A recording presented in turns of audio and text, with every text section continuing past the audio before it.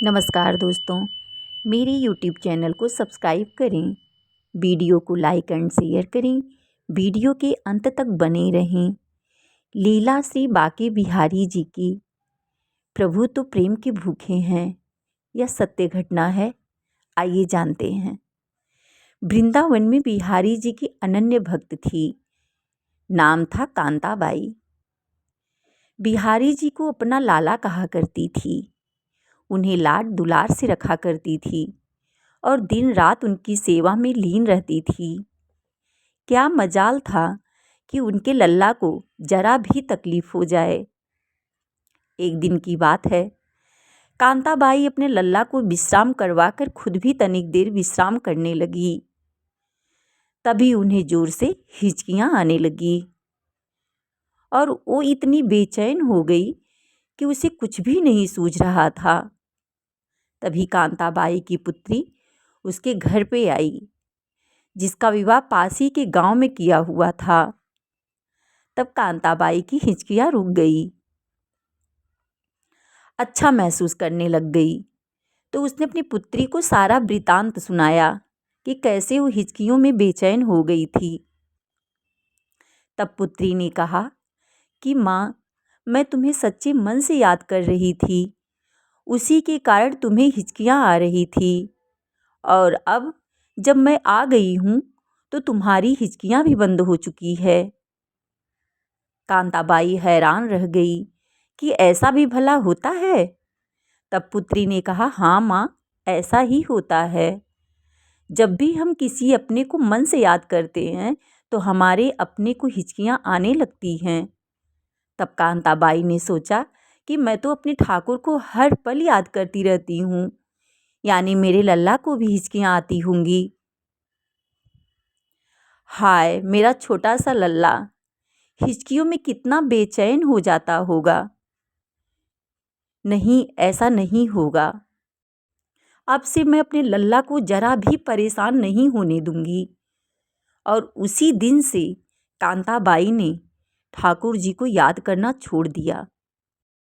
अपने लल्ला को भी अपनी पुत्री को ही दे दिया सेवा करने के लिए। लेकिन कांताबाई ने एक पल के लिए भी अपने लल्ला को याद नहीं किया। और ऐसा करते करते हफ्ते बीत गए।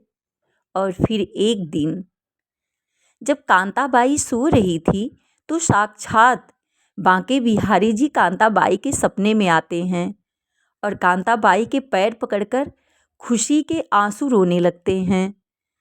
कांताबाई फौरन जाग जाती है और उठकर प्रणाम करते हुए रोने लगती है और कहती है कि प्रभु, आप तो उनको भी नहीं मिल पाते जो समाधि लगाकर निरंतर आपका ध्यान करते रहते हैं।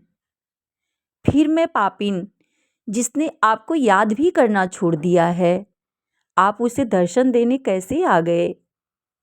तब बिहारी जी ने मुस्कुराकर कहा, माँ, कोई भी मुझे याद करता है तो या तो उसके पीछे किसी वस्तु का स्वार्थ होता है, या फिर कोई साधु ही जब मुझे याद करता है तो उसके पीछे भी उसका मुक्ति पाने का स्वार्थ छिपा होता है।